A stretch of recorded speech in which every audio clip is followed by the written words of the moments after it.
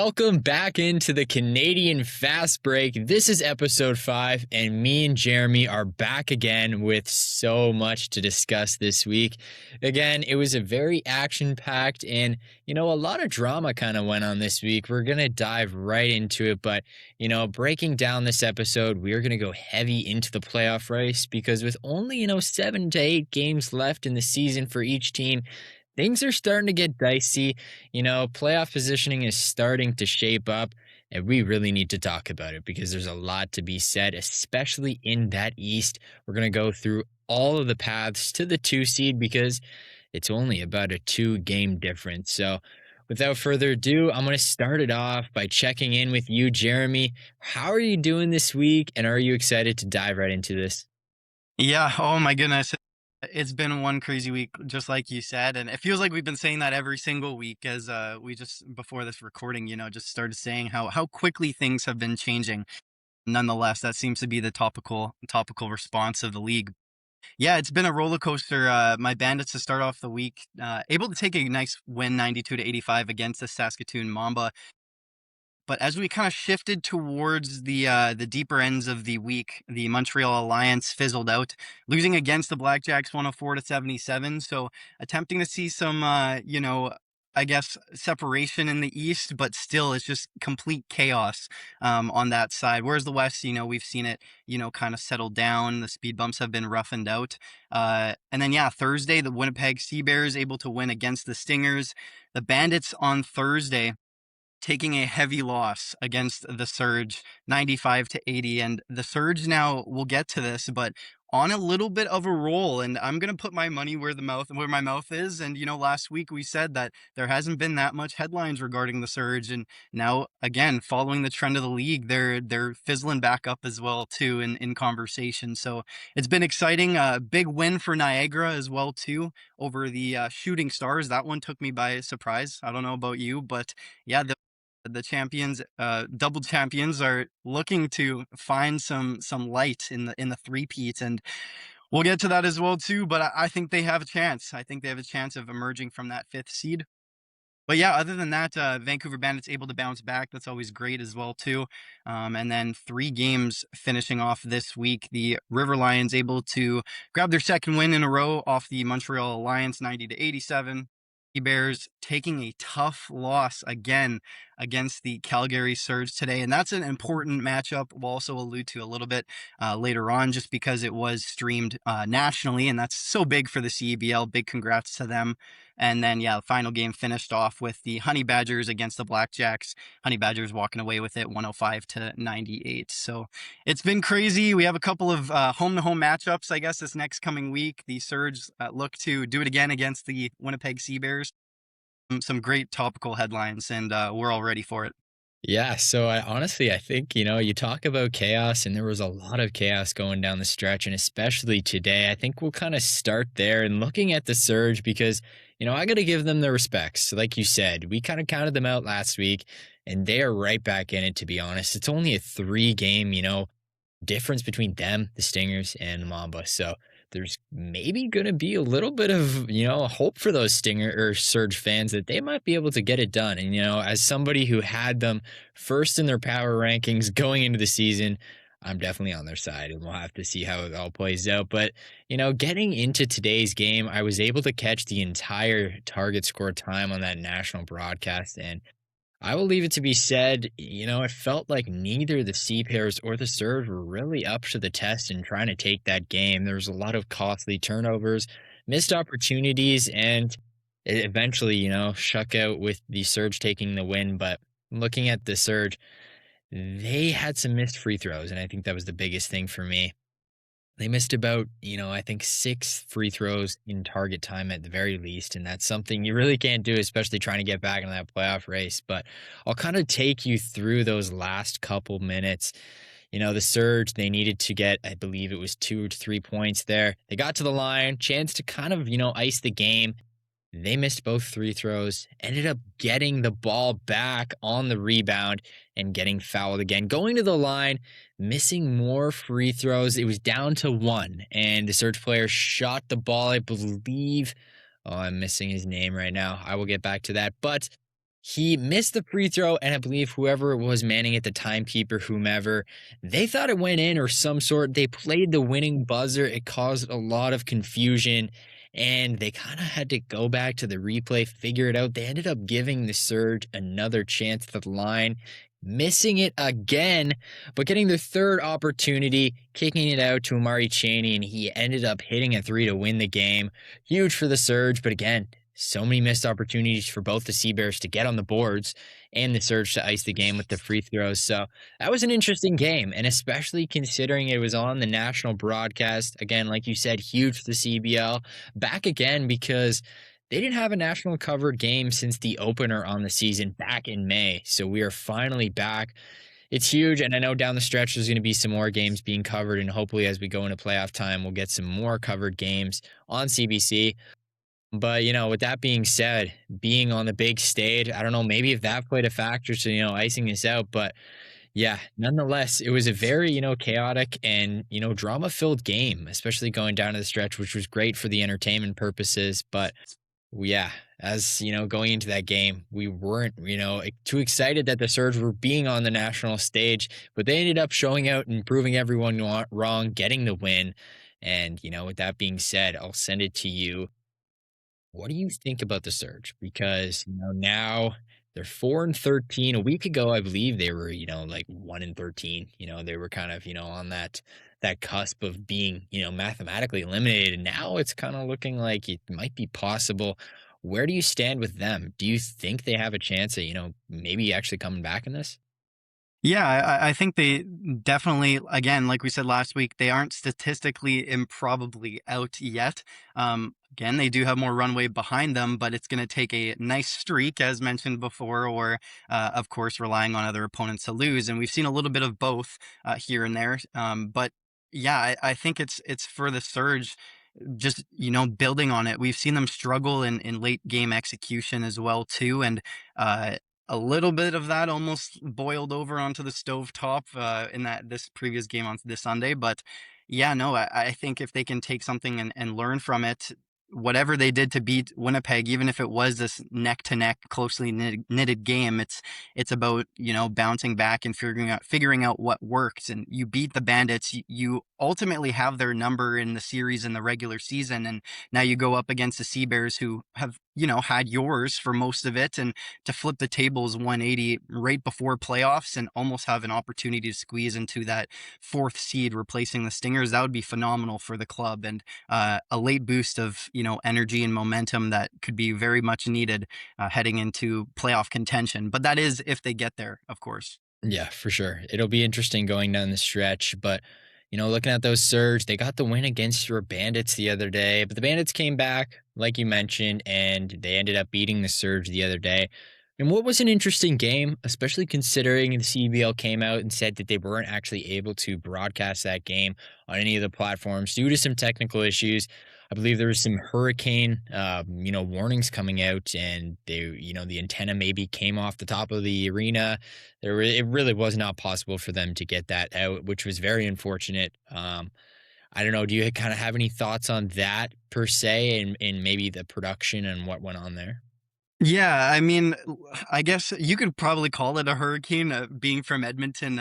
Yeah. Of course, not there anymore, but during this time of season, things get crazy out there with Mother Nature, right? So I find it completely acceptable, that things happen, and if the antenna or reception blew off the roof, then you got to make things work, and I think that's just the most probable workaround that they were had to do. It's a little unfortunate, right, for the fans, but nonetheless, it shows that more people are demanding to watch CEBL, and it just shows that you have these loyal fans and fan base. So honestly, I get people's frustrations, but at the end of the day, if fans are wanting to watch games, then you're trying your best to give it to them. But that's great that people are wanting to show up online in person, and it just tributes towards the CEBL and how it's growing over the next couple of years, and where it's even at compared to last couple, right? So I don't know. I think they could take it with a grain of salt. Obviously, it was an unfortunate, circumstance, but nonetheless, I think it was an excellent showing of how much these fans want to watch these games. Absolutely. I think you put it perfectly there. And going forward, hopefully, that even draws more of a crowd in and the demand for the games. And hopefully we can eventually get more on that national stage like we did with the Surge and CEBL. So we'll see going forward. But onto the game itself, big win for the Bandits, like I mentioned. I'm going to start with Michael Mulder. He had a big performance there, and it was his best of the season for sure. What do you kind of think of him going forward? Is he, ready to step into that big role that they probably need him to step into going down the stretch? Yeah, I think the trend has been so far with Vancouver is it's that revolving door, and a lot of teams have been, affected by this, and it's just the culture of the league. It's fast moving. You have NBA Summer League, right? So people are coming in and out, and you have to find ways to adjust, as we've been saying all season. But Mulder, he was one of those individuals. Take me back to my first CEBL game back in Prospera Place in Kelowna for Hoops Fest, and he was one of those guys that stood out. And maybe it's not a maybe it is a rare occasion that that happens, but I was there that night to be able to see it, and the fact that he's able to step up once again is no surprise to me because I'd known that that capability has been there the whole time. But it's great to see him being able to do that now. It's the first couple of games where he's actually been offensively comfortable and up in that court trying to find ways to score, and it's the floor spacing, the leadership, the shooting, the secondary efforts, and it's whatever he can do to try help the team. And just like we saw Tyree Samuel step up, now it's almost Mulder's turn as well. And I think that's the biggest thing, and that now he's another weapon for the Bandits besides Brown and company. But I don't know, do you see like this as the beginning of Mulder turning that corner? Yeah, I think, it's interesting to me. I think or not, I think, I know he only played 16 minutes in this game compared to Tevin Brown playing 37, right? And he, beat him out by 5 points. He took 6 or 7 less shots, and he came out with 25 points. So I don't know if it's maybe I know he was nursing an injury, I think, earlier in the season, if he's still kind of, on a minutes restriction, whatnot, but he's going to be big going down the stretch. And if he can play end up ramping up to 30 minutes a game, I think that would be huge for them. He's just a guy with obviously with NBA experience. He knows the stage, he knows the games, he knows playoffs, right? He's going to be able to come into the playoffs and be that hopefully that calming presence, that vet presence that they need, and a guy that can go out there and get him a basket. So on the ropes of this 25-point performance, I hope it only gets better and he can only build on that. But looking at that other guy I mentioned, Tevin Brown, he's had some great performances. Although maybe it wasn't his best shooting night, he still came away with 20 points on 37 minutes. But looking at his other performances so far, 21 points, 28 points, 14, 19, and 21. And he's giving you 30 plus minutes a night. So this is a guy who's a scorer, and his job out there is to go and get you buckets. And I think that's exactly what they need, especially off the heels of some of their losses of players this season. So Tevin Brown, tremendous. Tyree Samuel, tremendous. Michael Mulder, tremendous. And then they also have Jarkel Joyner. So they have still a really solid core. And I love Dom Perlon as their big too. He can get the boards, and it's kind of looking like a rounded out squad, a squad that although they've lost some guys, I think they can rally, and I really do think they're still a contender, a really big contender in this West and in the league itself. So we'll have to see going forward. But again, I'm going to move on more so to the East now. I think, in this remaining time for our episode, we're going to want to spend some time on that East. The Stars, I'll start with them because they've been first this entire season. We haven't talked about them too much. I know you mentioned that before we came on. We haven't talked about them too much because simply they've just been the best and there hasn't been a lot of drama around them. So they've been playing such good basketball and they've officially clinched a spot in the playoffs. So it'll be really amazing to see them play. I assume they're going to be having a home game and, it's really going to be huge for Scarborough. But moving forward, I do want to get right into the second to fifth spots. There's really kind of a hierarchy that we've seen sort of form, right? It's the Stars up top in the East. You got the Lions at the bottom up to the Badgers, and those four are kind of moving around. We're going to see a little bit of a shakeup there. I'm going to kind of start with today's game, which kind of felt pivotal between the Blackjacks and the Badgers, because if the Blackjacks were able to knock them off today, it would have been huge. Gap would have been cut down to probably, I think it would have just been one simple game between all of them. So No, it's still not much. It's still only 2 games separating them, but we'll start with you. What do you see what kinda stands out for you from, a Brampton perspective? I wanna start with Brampton because they've been that upper echelon team this entire season, and they've slowly fallen down into this second tier that we weren't accustomed to. We thought that they were going to be the championship favorite, a couple games in. It was looking almost like a lock, but now they're falling a little bit. They've got a couple big wins going ahead, but I'll start with you. What do you think Brampton kind of brings to the table going through the rest of this stretch?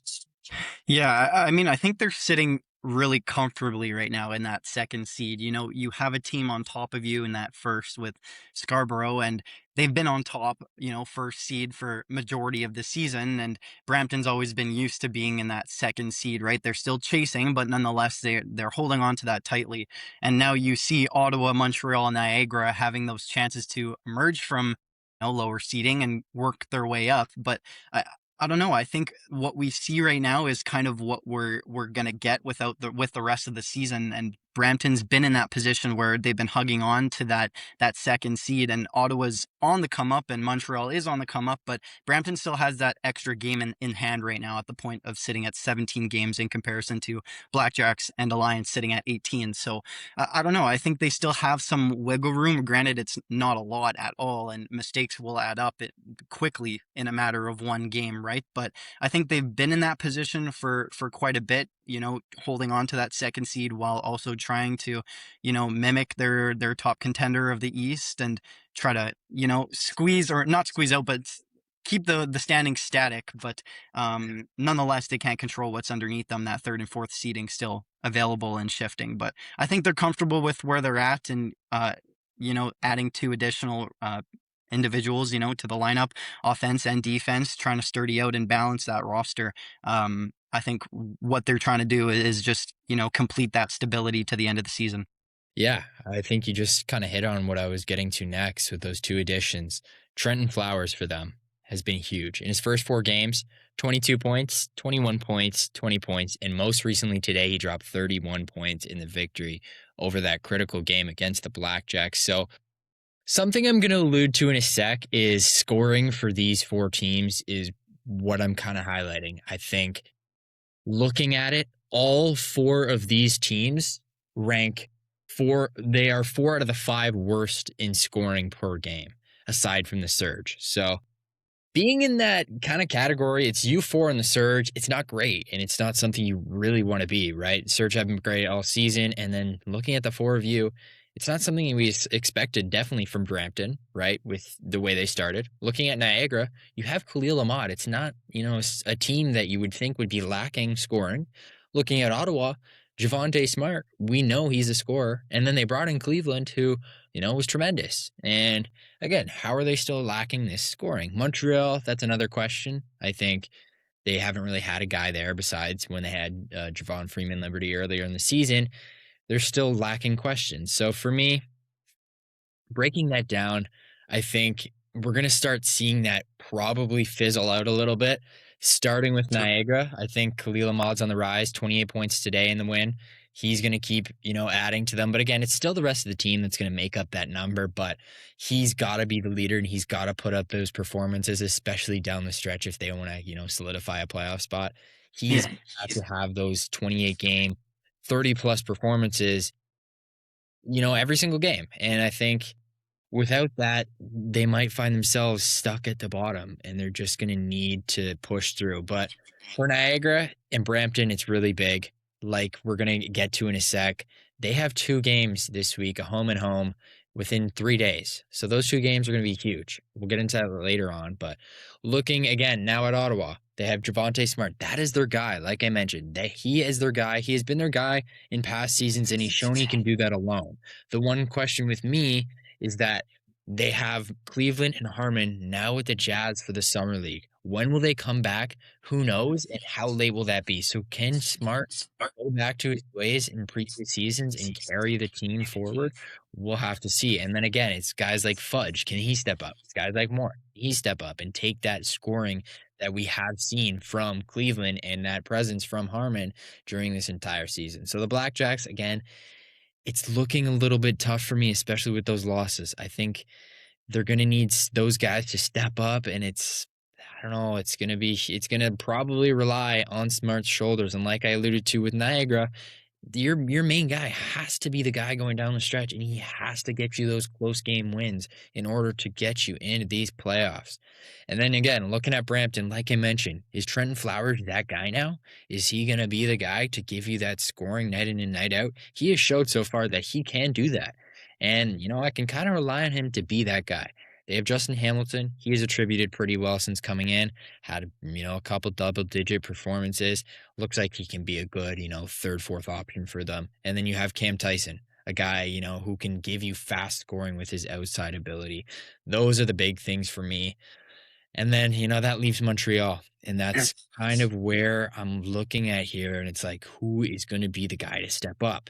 They're the lowest 3-pointers made per game by a wide margin, a 1.1 margin. So they're really lacking there.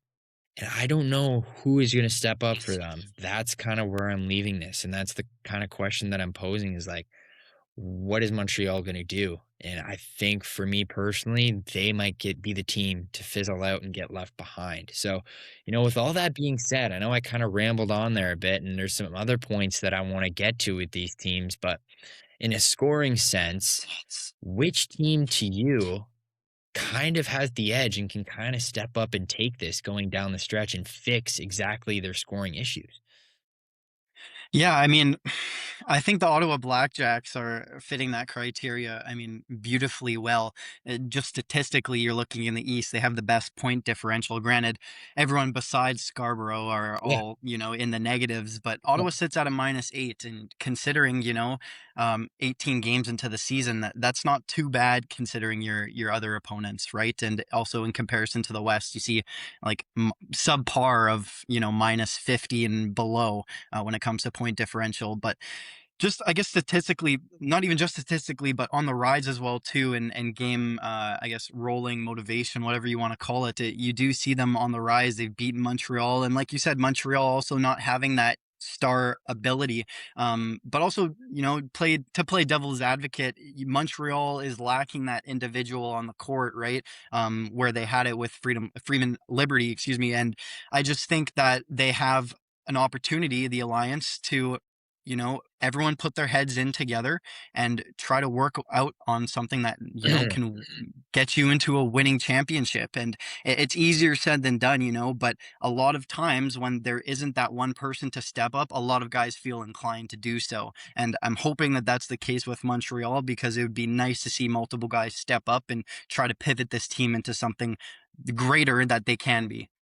Yeah, and I think with that being said, as much as I'm kind of lacking on the Montreal scoring ability, they also are second in points against per game. They've kind of made up for that in their defense, and they're only behind Scarborough by a 0.4 percentage per game. So they've shown that what they might not be able to do on the offense, they have definitely made up for on the defense. Getting them into those closer games where, like you just said, like you alluded to, it's a committee sort of deal. It's all these guys coming together, and on a night in, night out basis, one of these guys is going to step up and get them over that hump, because it might not be as hard for them as these other teams when they're giving up so many other points. They're going to need that scorer to come up and make up for that.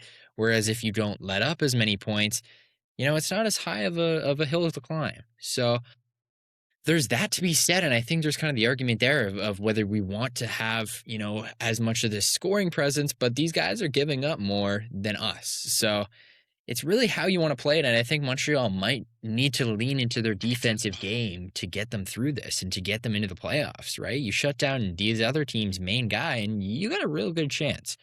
So it's really interesting, and I think for Montreal, they're going to have to lean on defense. That's kind of my main point with them. But then again, I wanted to get into Niagara because one of the big things for me, and I think it's what's probably been holding them back a bit, right? You have Khalil Ahmad, proven scorer, proven, MVP caliber player in this league, but you're getting out rebounded. You're the worst rebounding team in the CEBL. And, I kind of mentioned this with the Sea Bears last week. I went through their heights, and that was kind of one of those things where it was like, who's getting these boards? Teddy Allen was leading your team in rebounds, and it's not exactly something you probably want. For Niagara, looking at all of their team and their guys who are playing big minutes, you're looking at it. Lufili, he's 6'7". Kennedy, 6'5". Ahmad is 6'4". Nathan Kayo, 6'6". Vinalis is 6'2", and then Lal is 6'6". You don't have a guy playing for you that's really above 6'7". It's not great. Who is going to go out there on a basis and be your centerpiece down low when you're facing guys on Scarborough like Frank Mitchell? He's going to take you to town when you're playing these other teams who have big presences. And you look at Vancouver, if you make it that far, you're looking at Dom Perlon. He's a big guy. He's a big beast on the boards. It's interesting to me that as much as you have these big time scorers, it's these things like defenses and rebounding that are going to be, those impact pieces that set you apart and maybe have you lacking. So if Niagara wants to get on this back to back to back train, rebounding is something they're going to have to clean up for sure. You won't get by. You won't get by being out rebounded for sure. Second chance, third chance opportunities. I saw it in the Surge Seabears game today, and that's something I mentioned last week was those Seabears, rebounding issues. It proved costly against a team like the Surge. So for Niagara, if your rebounding is becoming such an issue, you're not going to get past these good teams. That's where I'll leave it at. But, I'm going to send it back to you and pose you the question of now looking at these four teams, which one stands out to you? And I'm going to kind of, pose the big question of who misses the playoffs. Yeah, that's some great implications right there. Yeah, it's tough. I mean, with all the chaos going on, it's so hard to rule out just one team. Um, you would love to see Niagara move up into the standings and try to just have a glimmer of hope in doing a three-peat, right? And I think a lot of fans see that as well too, as a big milestone for the CEBL if it was to ever get to that point. But yeah, no, I don't know. Like you said, Montreal is kind of lacking in that offense, and I think they're the favorites right now for getting, I guess, dropped off into that fifth seed with the trend. Um, yeah, it's 1-4 in their last five, and you know we've seen things turn around in this league in a snap of a finger. But um, for me, I'm gonna say it's safe to say that the Alliance are probably on that downhill trend, whereas Niagara, on that win too, they're finding some light, they're finding some glimpse of play. And then I think the biggest, I guess, contention right now is that second seed between Brampton and Ottawa. But out of all four of them, definitely I'd see the Alliance suffering in that fifth seed.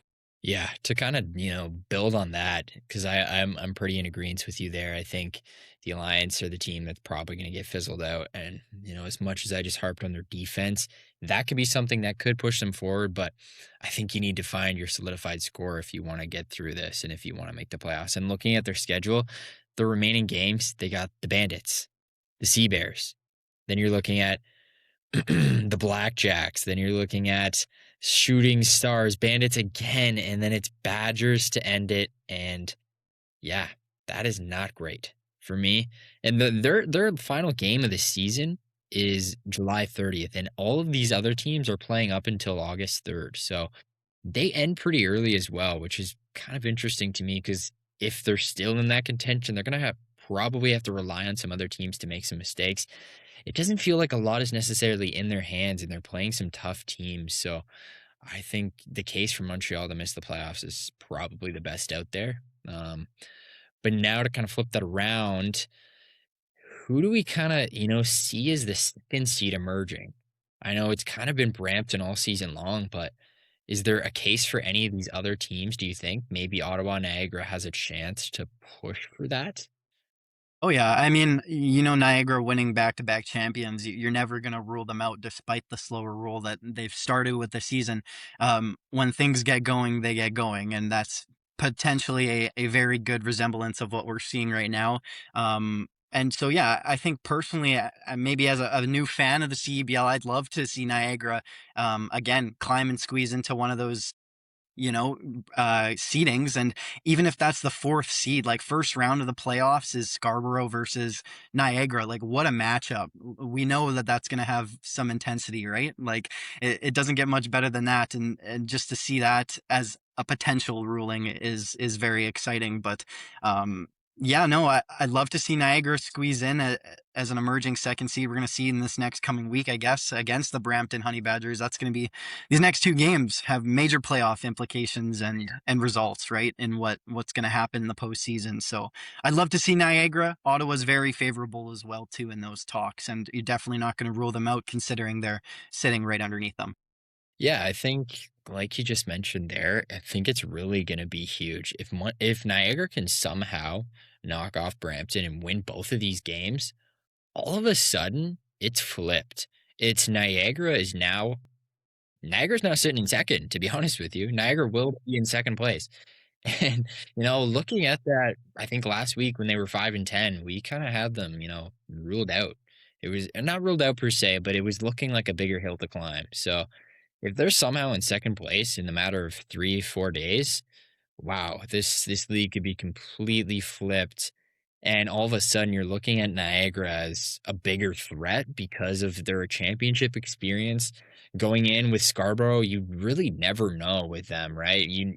As much as they have a 14-3 record right now, regular season, as we know in sports, it's the regular season, but anything can happen come playoff time. Any team can really just throw you off the realm. And if you feel confident in beating a team, and if you feel confident in your playoff experience and to rise to that level, it makes all the difference. And you have Khalil Ahmad, known playoff riser. So we'll have to see, man. Like, it's really interesting to me. But again, like you said, these next two games, really pivotal, really pivotal. And if anyone's going to do it, I've got my money on Niagara to take off Brampton to get that second seed.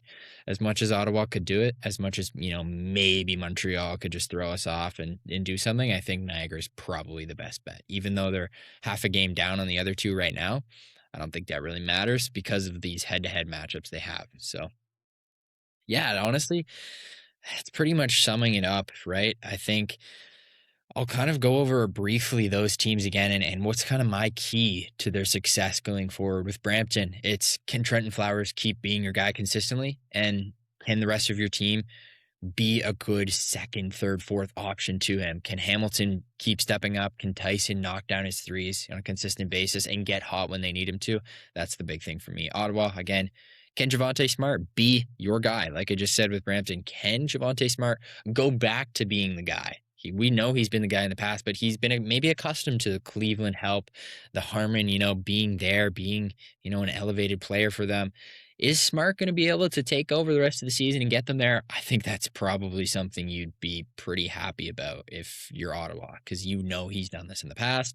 For Montreal, big thing, defense. I think that's about where it is. It's got to be the defense for them. And maybe if we can see one of these guys step up and take that leadership scoring role. And then Niagara, the big thing for me, fix your rebounding and you are looking good. Fix your rebounding and you can probably go here and make the conference finals with ease. And I'm going to say that with ease. If you fix your rebounding, you have all the keys to go out there and do this again. So fix your rebounding and I promise you'll go far. So that's kind of where I'm at. I'll send it to you. Last final thoughts on these four teams. Yeah, it's interesting, and I mean, I'll tag on to what you're saying. I completely agree. And to kind of shift, I guess, the spotlight from the Eastern as well too, and supplement it with the Western Conference as well. It's those fifth seedings that we see now emerging and having a little bit of light and. Let's say I don't want to say Cinderella story for the Eastern Conference because Niagara definitely has that potential, but even for the Surge as well too. So at this point of the season, everything is completely critical and crucial of how results turn out. And one small miss up, one small mistake can definitely cost a seeding, a playoff contention, or even that mental seed of doubt getting placed in your opponent's head, and that grows a long way into playoffs. Yeah. And looking at it with the Surge, like you just mentioned, how much doubt is there now in Winnipeg and Vancouver's heads that are we really like these top contenders when, this team who has went winless for the longest time is suddenly, scraping these wins, these clutch wins against us. So, Winnipeg's going to have their chance to get their get back pretty soon. they'll see them again this week later on. But like you said, to wrap up the West as well, it's going to be big. Stingers, they were hot. A little bit cold now. No, you never know. The Mamba and Stingers have been just swapping each other's places for the past couple weeks now. That'll be interesting going down the stretch. The Surge, to be mentioned, they have a lot of head-to-head games with those two teams. So it'll be interesting going down the stretch, but like I said at the top of the episode, like we've kind of been hinting at this entirety of this episode, is that playoffs are coming and we need to start, figuring out the seeding, looking at potential matchups going forward. But again, I'm pretty happy with our analysis of this second place. And this week is going to be pivotal. Like we just alluded to, those big games between Niagara and Brampton. Let's kind of take a look at the rest of the week. What matchups we got going on? What are some big matchups? We got Mamba Sea Bears. That'll be big. Shooting Stars Stingers is also interesting. If maybe the Stingers can pull off a win there. Suddenly Scarborough's lost 2 in a row and Edmonton gets that big statement win. That would be huge for them. And then, of course, that Surge Sea Bears game. But again, I'll send it to you. How big is this Bandits Alliance game for the Bandits to kind of get themselves on the right track again? I know they kind of did that with the Stingers game, but do they need to string a couple wins together? Yeah, I mean, it's all about hypothetical scenarios too. In postseason, let's say Alliance do squeeze into the seeding. That is by chance a good probable scenario that the Bandits could be seeing the Alliance in some sort of way postseason. It is a possibility. You can't rule it out. So just like I think the Bandits have been caught in a couple scenarios so far, and Exhibit A and B, the last 2 games against Calgary, where they've been undermining their opponents, and that's something that's very tough to do when you're walking into the stadium as the favorites, or seemingly the favorites. You can say as much as you want that it doesn't matter. You're just going in to play a game, and that's the mindset that you want. But that you're, I don't even know, 8, 9, 10, 11, like 7 wins ahead Yeah. of this other club, right? And you're miles away from them. But I don't know. I think it's all about the bounce back, and that's what the Bandits have been able to do. Yeah. They were able to do that as well, and I think if they take an L against the Alliance, then it's about that bounce back. But those 2 games against the last game against the Surge where they lost, and then the Stinger against the Stingers, they were able to, claw their way back. But if Saturday's game or Thursday's game was, like that skill floor, I think the ceiling was that bounce back for the Bandits. And if they're able to maintain that, that's fantastic for the club against the Alliance. But if the Alliance are able to find some light in that stadium, then they could easily be pushing their way up to the seeding too in the East, and that only makes things more difficult and more tangled. And yeah, it's just it's absolute chaos this week. And it's going to get more and more interesting as things start to get more concrete. Yeah, like you mentioned there, I think that's a great way to end this. Chaos in this league, and I say it week in and week out. We really don't know what to expect, and that's definitely the best part of the CEBL. So, chaos going forward, chaos definitely, to the end of the season and going into the playoffs. We've mentioned a lot of hypotheticals, but we're really going to see how it all plays out. And, I hope you guys are along for the ride, because it's definitely going to be a good one. Make sure, you tune in next week. You tune into the National Rundown. We're going to be breaking it all down more. But I'll leave it at that. Again, it's been your host, Brady Locke and Jeremy Russo. Make sure you guys tune in this week. It'll be another great week, and come back, because we're going to be breaking it all down once again. And we will see you next week.